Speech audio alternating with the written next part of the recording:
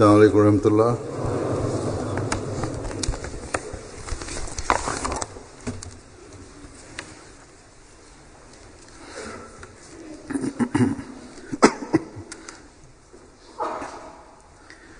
أشهد أن لا إله إلا الله وحده لا شريك له وأشهد أن محمدا عبده ورسوله أما بعد فأعوذ بالله من الشيطان الرجيم بسم الله الرحمن الرحيم الحمد لله رب العالمين الرحمن الرحيم مالك يوم الدين إياك نعبد وإياك نستعين اهدنا الصراط المستقيم صراط الذين أنعمت عليهم غير المغضوب عليهم ولا الضالين.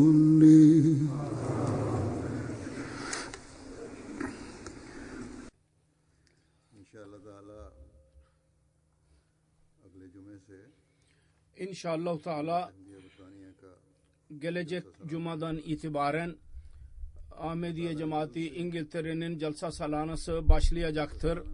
Allah-u Teala'nın lütfuyla Jalsa Salana'ya katılmak üzere dünyanın değişik ülkelerinden misafirler gelmeye başlamıştır. Yüce Allah Jalsa Salana'daki yöneticilere, Jalsa'ya gelen misafirlere,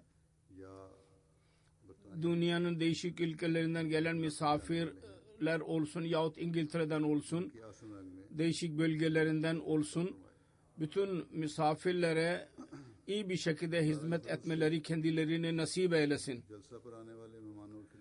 Yüce Allah'ın lütfuyla Jalsa'ya gelen misafirler için İngiltere'nin değişik yerlerinden yaşlılar, gençler ve kadınlar kendilerini gönüllü olarak hizmet için ileri sürerler. Ve katılanların sayısı çoğaldıkça, Jalsa'nın işleri çoğaldıkça hizmet edenlere dahi fazla ihtiyaç oluyor. Ve Allah-u Teala'nın lütfuyla bir zorluk araya girmeden çocuklar dahi ve gençler dahi hizmet için ileri sürerler. Ve gençlerin çoğu ve çocukların çoğu dahi bu hizmeti ileri sürerek zanneder ki bu Allah-u Teala'nın büyük bir lütfudur. O bize Mesih Maud Aleyhisselatü Vesselam'ın misafirlerine hizmet etmeyi bize nasip eylemiştir. Ve Allah-u Teala'nın lütfuyla dünyanın her ülkesinde cemaat üyelerinin bu artık mizacı haline gelmiştir.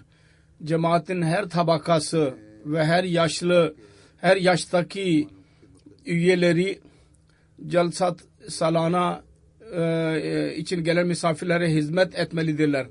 Geçen hafta Cuma'dan Pazar gününe kadar Ahmediye Cemaati Amerika'nın jalsası vardı. Orada dahi onların programları internet üzerinde vardı. YouTube üzerindeydi. Ben orada bir interview gördüm. Mülakat yapan Hudamul Ahmediye'nin bir görevli ile mülakat yaptı.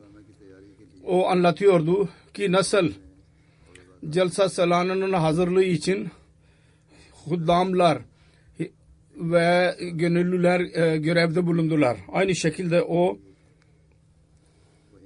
20 yaşındaki bir oğul ile de mülakat yaptı. Orada doğdu, orada büyüdü. Ona soru soruldu. Bütün bu işi sen nasıl yaptın? Buna mukabil sen neyi elde ediyorsun? Ne kadar para elde edeceksin? Ne kadar dolar kazanacaksın? Birçok kimseye bu soru soruldu. Aynı cevap verdi o da. O gencin cevabı da şöyleydi. Söylediğim gibi Amerika'da doğmuştur, orada büyümüştür. Dünya maddi bir düşünce vardır o ülkede. O dedi ki biz gönüllü olarak görev yaparız. Elde ettiğimiz karşılık maddiyatçı insanların düşüncesinden daha üstündür. Biz Allah-u Teala'nın rızasını elde etmeye çalışıyoruz. Ve bu öyle bir mizaçtır ki Allah-u Teala'nın lütfuyla dünyanın her ülkesinde yaşayan Ahmedilerin mizacıdır. İster Afrikalı olsun, Endonezyalı olsun, adacıklarda yaşayan olsun yahut batıdaki ilerlemiş ülkelerde yaşayan birisi olsun. Dünyanın eğilimleri okullarda tatil olunca oynamak ve gezmek ise dünyadaki görevlerde bulunanların izin alınca istirahat etmek ve aileleriyle birlikte günler geçirmek ise bir Ahmedi'nin yer tuttuğu şey bambaşkadır. Tercihleri eğer bu izin günlerinde Jalsa Salana varsa bu günlerde tahsilliler dahi ve tahsilsiz insanlar dahi görevliler dahi ve onların altında bulunanlar dahi ve meslek sahip kimseleri dahi ve genel işçiler dahi ve öğrenciler dahi kendilerini gönüllü olarak vaat edilen Mesih Aleyhisselatü Vesselam'ın misafirlerinin hizmeti için ileri atarlar. Diğer ülkelerin ilerlemiş ülkelerinde celsalar büyük salonlarda olurlar yahut öyle yerlerde olurlar ki orada birçok kolaylıklar ellerinde olur. Ancak İngiltere'nin celsası öyle yerde olur ki orada her yönetim gelip geçici olarak yapılacak ve her mümkün kolaylık elde edilebilen yahut misafirlere verilebilen onlara verilmelidir ve sonra belediye tarafından şart vardır. Çalışma başlamadan celsanın sonunda bütün şeyleri toplamak ve o yeri eskiye zahiri bir çiftlik haline getirmek 28 günde yapmalısınız diyorlar. Böylece sınırlı bir zamanda çok büyük bir işi yapmak için çok fazla gönüllülere ihtiyaç oluyor. İşi yapmadan sonuna erdirmeye zamanı bir tarafta zaman bakımından, iş bakımından çok azdır. Ancak gönüllülerin iş yapmakları bakımından 28 gün, hatta bazı işler öyledir ki bu daha önce dahi başlarlar. O direkt olarak celsada olmuyor. Fakat onların hazırlıkları için ondan dahi 2-3 hafta önceden beri gönüllüler iş yapmaya başlarlar. Güya buradaki görevliler öyleler dahi vardır ki onlar kendi zamanlarını, mallarını 1,5 ay, 2 aya kadar ileri sürerler ve bu zaman, bu mesafe bir insanın iş yapması için, gönüllü olarak iş yapması için çok büyük bir zamandır. O bakımdan İngiltere celsasının gönüllülerinin celsa işleri için özveri ve celsa görevinin önemini biliyorlar. Ve yıllardan beri bu görevi yapmaktadırlar. Fakat yine de öyle birçok kimseler olur. Yeni gelmekte olurlar. Bazı kimseler celsa günlerinde direkt olarak misafirlerle birlikte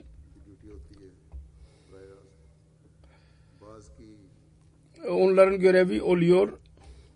Direkt olarak bazı kimseler o günlerde iş yapıyorlar. Bazı kimseler bugünlerde iş yapmaya başlamışlardır. Misafirler geldikçe bütün bunlara hatırlatmak için ben şu anda geleneğe göre özet olarak bir şey söyleyeceğim. Bazen bazı insanların hizmet hissi çok fazla olur şüphesiz. Ancak mizaç, her insanın mizacı bambaşkadır. Bazı kimselerin hafızaları az olur. Tahammülleri, bazı kimselerin bilgisizlikleri araya girer. Öyle işler yaparlar ki misafirler için sıkıntıya sebep olabilir. Ve hatırlatmakla gönüllü yapan görevliler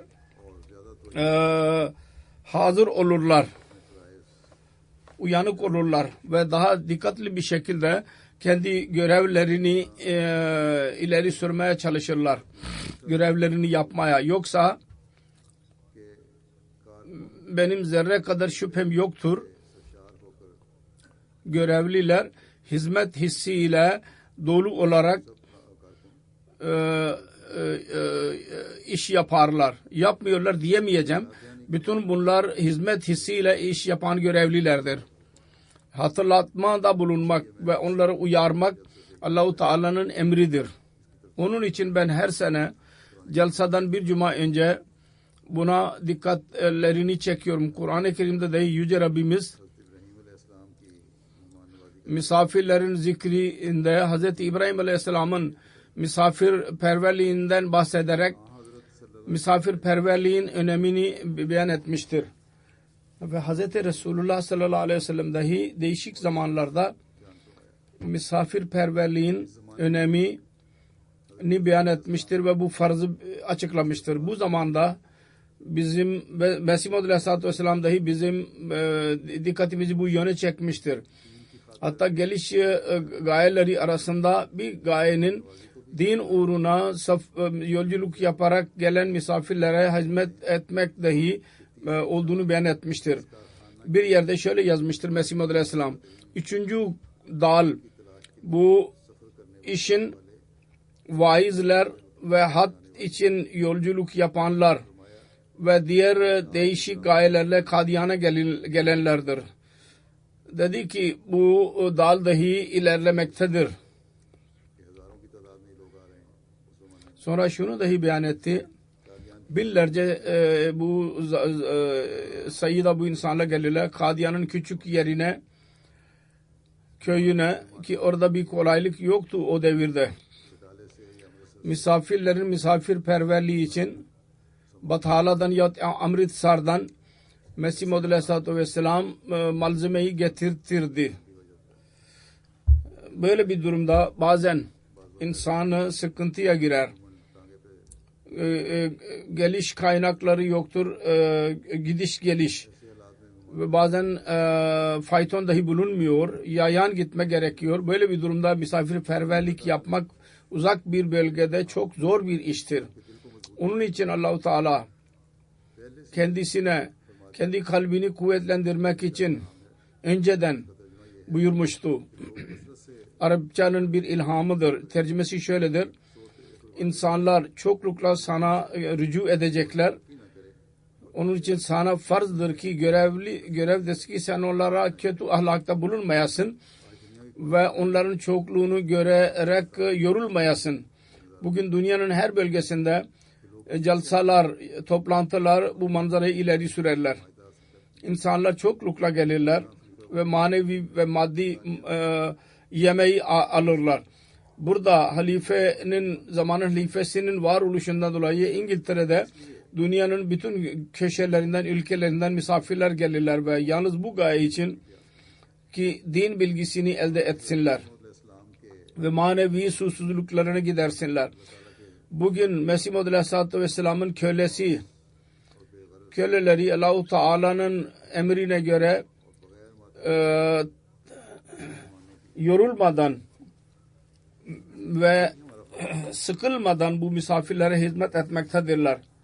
Ve bizim görevimiz de budur. Bu misafirlere hizmet edelim. Ve celsanın işlerini ahsen güzel bir şekilde yapmaya çalışalım. Celsa günlerinde gayri Ahmediler ve gayrimüslimler dahi gelirler ve daima görevlerin işlerinden etkilenirler ve hayret içinde kalırlar. Nasıl küçük çocuklar kendi görevlerini yapmaktadırlar verilen görevi ve sorumlulukla yerini getirirler. Geçen sene bir misafir Uganda'dan geldi. Orada bakan idi. Dedi ki ben misafirperverlik ve işleri görünce hayret içinde kaldım. Nasıl insanlar gönüllü olarak o kadar büyük özveride bulunurlar. Dedi ki ben asla düşünemezdim. Ben öyle bir celsaya katılacağım ki orada insan değil, melekler iş yapmakta olacaklar ve ben onları göreceğim. 20 defa bir şey isterseniz gülerek, onu gülümseyerek verirler. Birçok şunu belli ederlerdi. Çocuklar yemek yediriyorlar ve çok gülümser yüz ile. Eğer celsanın çadırında su veriyorlarsa çok güler yüzlü olarak sık soru sorarlardı. Su istiyor musunuz diye. Bu yalnız özel misafirler için değil, her misafir için bu görevlilerin bu görevi idi. Davranışları ve bu hizmet hissi vardır ki yalnız Ahmediye cemaatinin her görevinin özelliğidir ve olmalıdır da. Onun için bu özel vasfı her görevli daima hayatta tutmalı, diri tutmalı. Hangi iş yaparsa yapsın. Bizim celsamıza misafirler gelirlerse değişik şubelerle baş başa kalırlar. Gelir gelmez istikbal şubesiyle, hoş geldiniz şubesiyle karşılaşırlar. İstikbal şubesi genellikle misafirlere güzel bir şekilde hoş geldiniz derler. Misafir bir yolculuk yaptıktan sonra gelince yorulmuş olur. Yolculukta ne kadar kolaylık varsa varsın bu çağda dahi yolculuğun insan yorulur yolculuktan. Onun için istikbal şubesi daima bunu gözlerinin önünde bulundurmalı. Havaalanında misafirlerin bu istikbal şubesi orada görev yapalı ve genellikle güzel orada iş yapılır. Fakat bazı komşu ülkelerden gelen misafirler arabayla gelirler yahut otobüsle gelirler. Onlar birkaç sene yolculuk yaparak gelirler. Yorulmuş olurlar. Onun için bu gelen misafirler evdeki cemaatteki ikamet yerlerinde otururlarsa oradaki görevliler Hz. Resulullah sallallahu aleyhi ve sellem'in şu sözünü hatırında tutmalıdırlar. Kardeşini gülümser yüzle onunla karşılaş ve bu bir sadakadır. Resulullah bir seferinde şöyle buyurdu. Küçücük bir hayırı küçük zannetmeyin. Kardeşinle gülümser yüzle karşılamak bu da bir hayırdır. Ancak İslamiyet'in talimatı ne kadar güzel talimattır. İkram-ı zayıf misafire saygı göstermek bir buyruktur. Öyle bir buyruktur ki onun sevabı vardır. Sonra bu misafirperverlik yapmak ki gelen ile yalnız gülümser yüzle söz söylemek, konuşmak, bu sadaka vermek gibi bir iştir. Ve sadaka işine eşit tutarak sevaba iki çeşit sevap aldığını beyan etmiştir. Bir misafirperverliğin sevabı, bir de gülümser yüzle karşılamak, bu sadaka diyerek her iki çeşit sevabı verileceğini beyan etmiştir.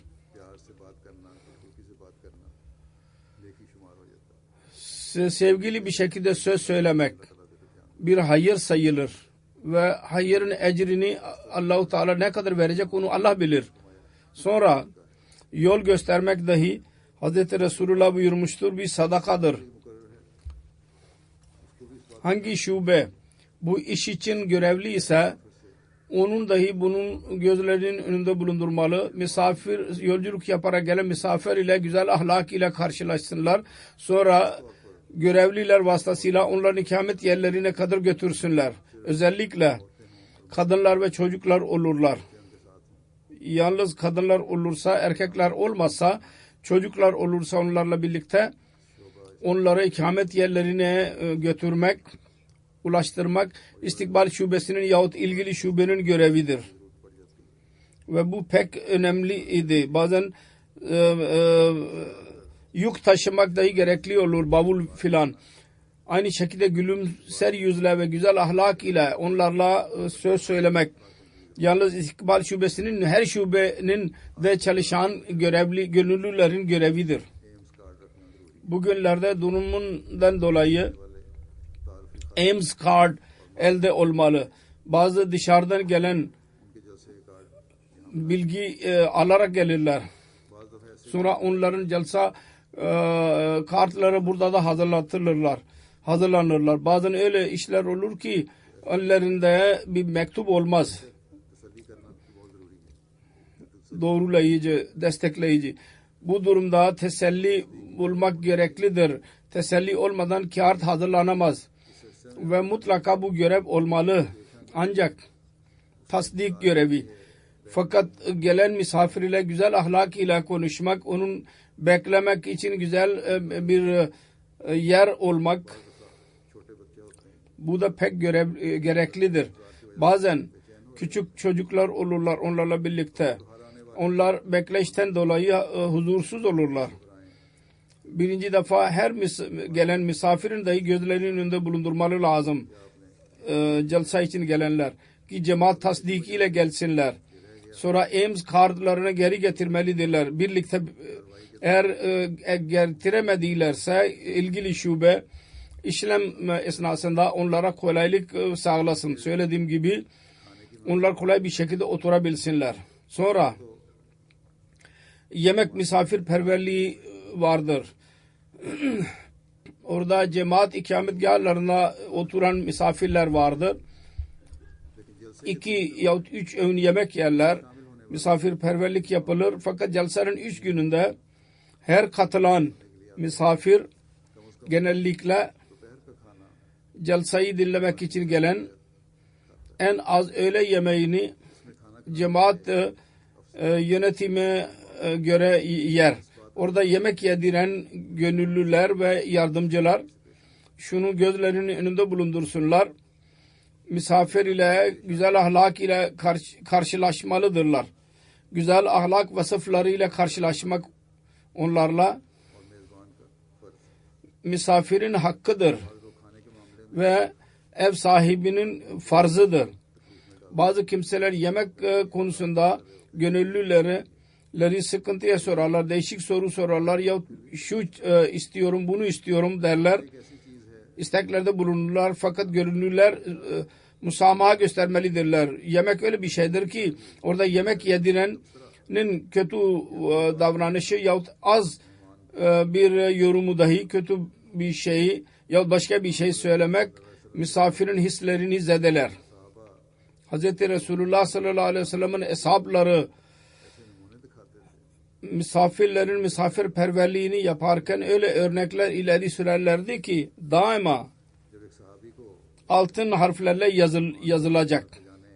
Bir sahabi misafiri birlikte evine götürdü. Resulullah sallallahu aleyhi ve sellem emretti. Onu götür ve yemek ikram et ona dedi. O Resulullah'ın emrine göre o misafiri evine götürdü. Fakat karısı dedi ki evde az yemek vardır. O çocuklar içindir yalnız. Karı koca istişare ettiler. Çocukları uyutalım ve misafirin önüne yemek koyacağımız zaman lambayı söndürelim. Ve ev ahalisi öyle karanlıkta sanki onlar yemek yiyorlar diye davransınlar ki misafir güzel bir şekilde yemek yiyebilsin. Ve öyle bir iste bulunmuşsun ki evdekiler yemek yemiyorlar. Böyle bir plan ile misafir bilemedi. Onlar öyle misafirperverlik yaptılar ve güzel bir şekilde misafir yemek yedi. Sabahleyin Ansari sahabi Resulullah sallallahu aleyhi ve sellem'in huzuruna gitti. Resulullah sallallahu aleyhi ve sellem buyurdu ki gecedeki plan ile Allah-u Teala dahi gülümsemiştir. Bu özveri o ailede şu bakımdan ki misafir Resulullah sallallahu aleyhi ve sellem'in misafiriydi.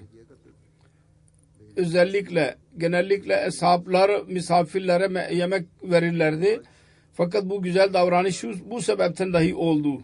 Bugün bizim her görevli bu özveride bulunur.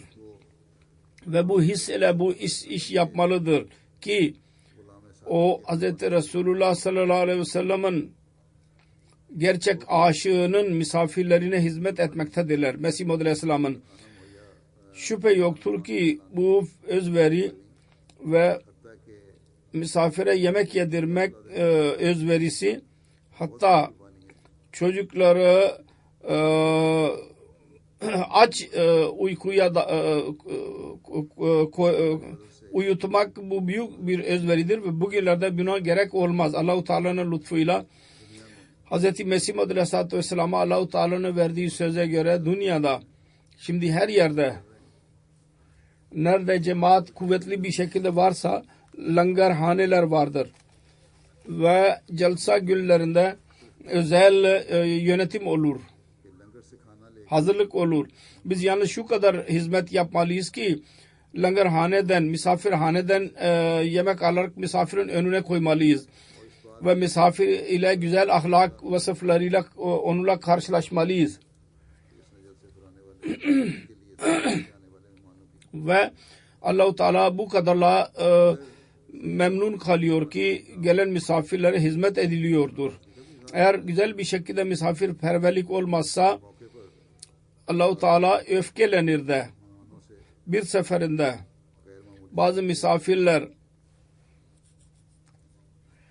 olağanüstü bir şekilde onlara karşı davranıldı. Olağanüstü bir şekilde ve bazı kimselere göz ardı edildiler. Bütün bu işler Mesih Maud Aleyhisselatü Vesselam'ın zamanında ziyafet görevliler bunu yaptılar. Allah-u Teala Mesih Maud Aleyhisselatü Vesselam'ın geceleyin haber verdi. Geceleyin gösteriş yapıldı. Yapmacılık yapılmıştır. Ve güzel bir şekilde misafirlere hizmet edilmemiştir. Bazı miskinler mahrum kaldılar yemekten. Mesih Maud Aleyhisselatü Vesselam çok öfkelendi bu olaydan dolayı ve ondan sonra elini aldı. Şu dahi rivayet vardır ki o görevlileri 6 ay için Kadiyan dışına attı. Çıkardı. Kısacası hizmet için ileri sürüyorlar. O zaman her bir insana hizmet etmelidirler. Celseye gelen her misafirdir. Herkes ile iyi davranmak, her bir insan ile güzel ahlak vasıflarıyla karşılaşmak gereklidir. Filan amirdir yahut filan özel misafirdir, onun filan yerde yemek yedireceğiz, filana vermeyeceğiz. Hayır. yemek verin. Fakat genel olarak Ahmediler bir yerde yemek yemelidirler. Bazı ayrı ayrı yerler vardır özel misafirler için ve gayri Ahmediler ve gayrimüslimler için vardır. Onların orada yemek yemeleri lazım. Görevliler bunu bilsinler. Ben biliyorum bazı gönüllüler kendi tanıdıklarını öyle bir yere yemek götürürler ki orada misafirler yemek yerler. Onun için genellikle ister Ahmedi görevli olsun ya başka birisi olsun genel misafirlerle birlikte yemek yemelidirler.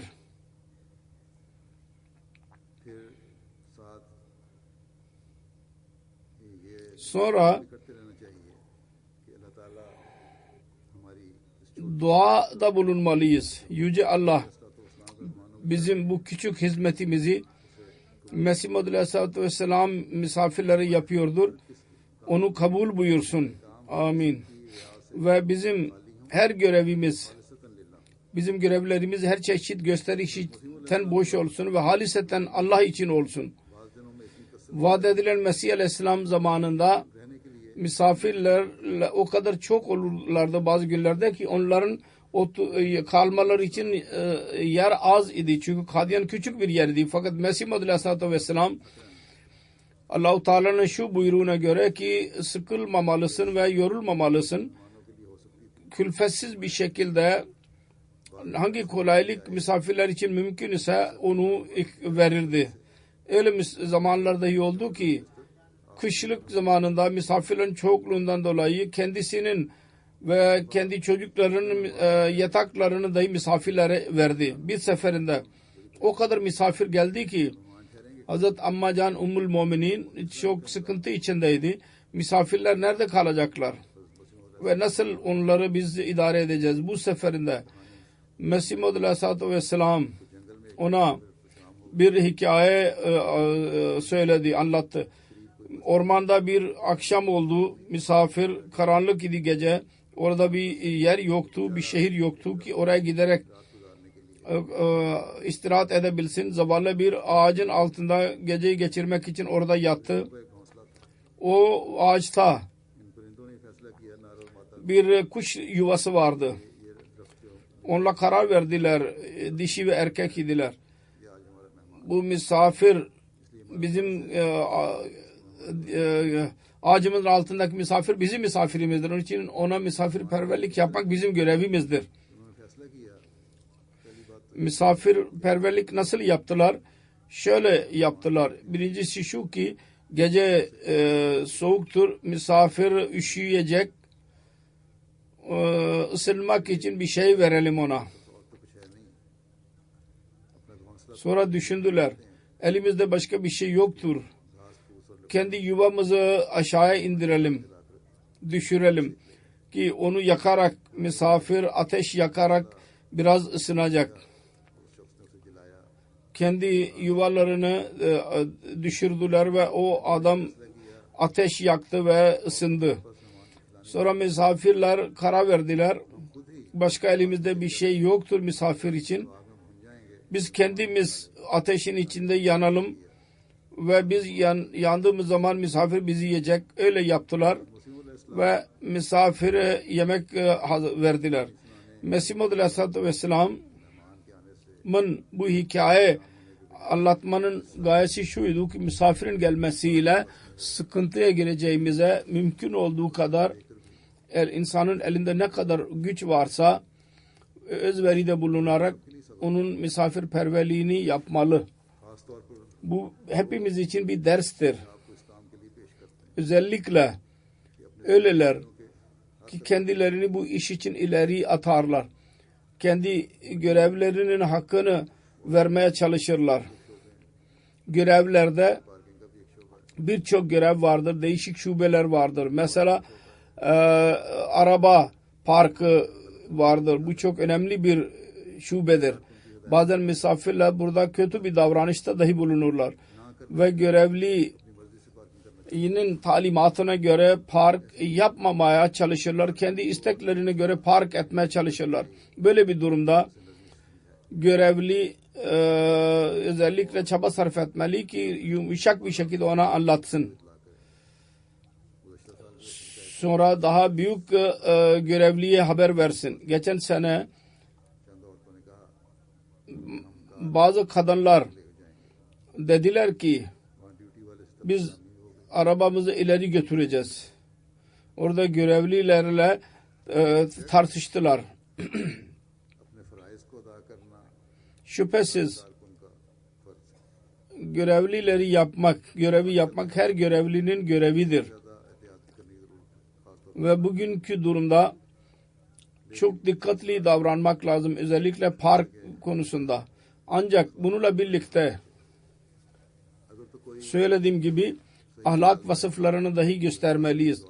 Eğer bir insan güzel bir istek varsa, hasta ise ya başka bir sebep varsa kolay bir şekilde ona söylesin ve söyleyiniz ben görevliyi çağırıyorum. Sizin için bir kolaylık verebilir. Ancak bu arada siz bir yanda durun, bekleyin ve misafirler ile yardımlaşmalıyız ki diğer trafik etkilenmesin. Çünkü bazen bu tartışma ve kavgalarda orada arabalar birikir ve diğerleri etkilenirler ve celsa başladıktan sonra dahi insanlar gelirler celsa yerlerine. İnsanlar ondan huzursuz olurlar. Her mesele geçen celsalarda öne sürülmüş olan görevliler onun hallini mümkün olduğu kadar halletme çalışmalıdırlar. Onu hesap etsinler ve her şube dahi hesap etsin. Sonra afsar celsaya söylemeleri lazım ki bu sefer en az meseleler ortaya çıksın. Küçük meseleler olurlar tabi. Fakat en az meseleler olsun diye çaba sarf etmeliyiz. Scanning ve checking için dahi bütün dikkatlerle birlikte öyle bir hazırlık olmalı ki uzun zaman insanlar beklemesinler. Ve onlar sıkıntıya girmesinler, eziyete. İç kapı da şu duyurular yapılır ki insanlar kendi kartlarını çıkarsınlar ve sıra halinde dursunlar ki çarçabuk bir şekilde oradan insanlar geçebilsinler. Öyle banyoların, tuvaletlerin temizliği vardır erkeklerde ve kadınlarda. Bazen sıkıntıya giriyorlar. Çünkü orada insanlar çok pislik yaparlar. Eğer görevliler sık sık duyuru yaparak ona dikkatini çeksinler ki dikkat edin temizliğe. Nezafet ve temizlik dahi imanın bir parçasıdır. Onun için çevrenizi temiz tutun ve ve banyoları dahi tuvaletleri temiz tutun. Genellikle misafirler yardımlaşırlar. Geçen sene dahi aynı raporlar geldi. Eğer birisi yardımlaşmazsa görevliler bizzat temiz etsinler. Onların görevidir bu ve şunu dikkat etsinler şuna. Hangi şekilde olursa olsun kötü bir ahlak göstermemelidirler.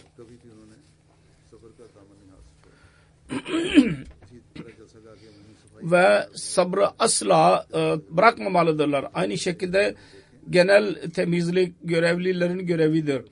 Eğer o bölgede celsa yerinde pislik görürlerse hem erkekler hem kadınlar tarafından bazen çocuklar kutular filan bardaklar atarlar.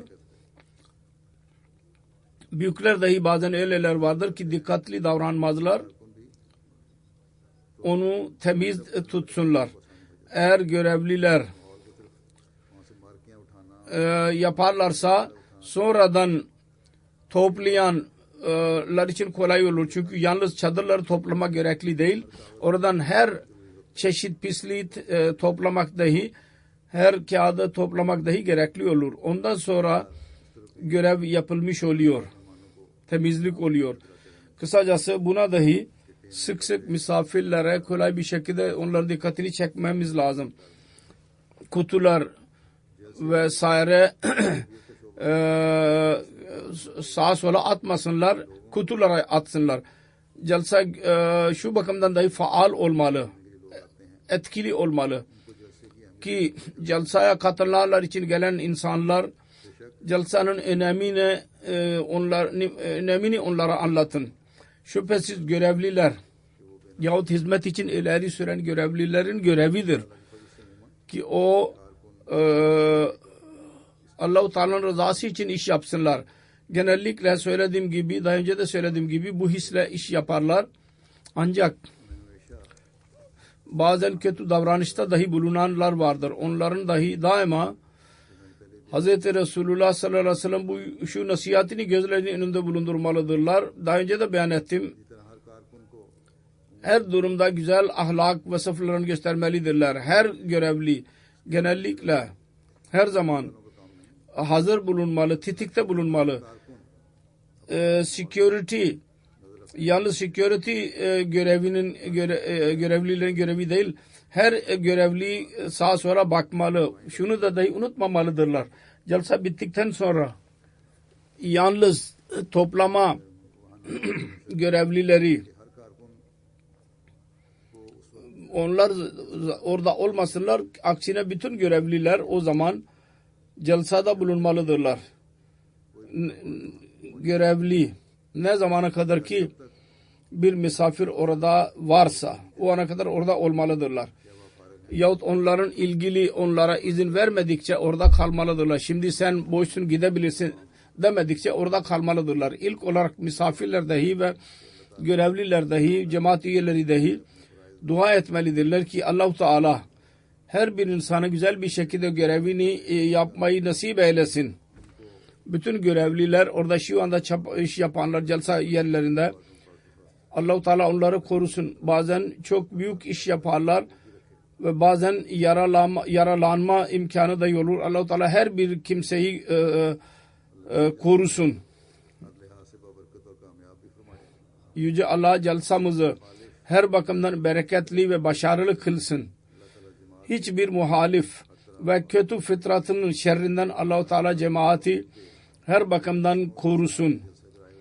Allah-u Teala her görevliye güç versin ki Mesih Muhammed Aleyhisselatü Vesselam'ın jalsaya gelmek için misafirleri güzel bir şekilde hizmet etmeye devam etsin ve güzel ahlak vasıflarıyla güler yüzlüyle onlara hizmet etsinler. Görevliler hizmetin en yüksek seviyelerine ulaşmış olan görevliler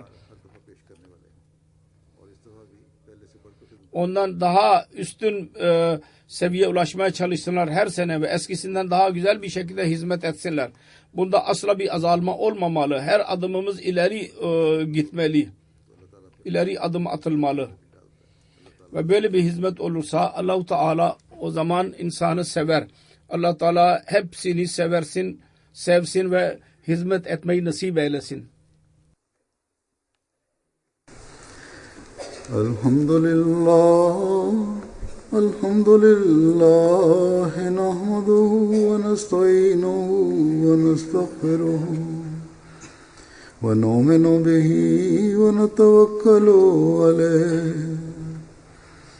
ve na'uzu billahi min şururi enfusina ve min seyyiati a'malina. من يهده الله فلا مضل له ومن يضلل فلا هادي له ونشهد أن لا إله إلا الله ونشهد أن محمدا عبده ورسوله. عباد الله رحمكم الله إن الله يأمر بالعدل والإحسان وإيتاء ذي القربى وينهى عن الفحشاء والمنكر والبغي يعظكم لعلكم تذكرون. اذكروا الله يذكركم وادعوه يستجب لكم ولذكر الله أكبر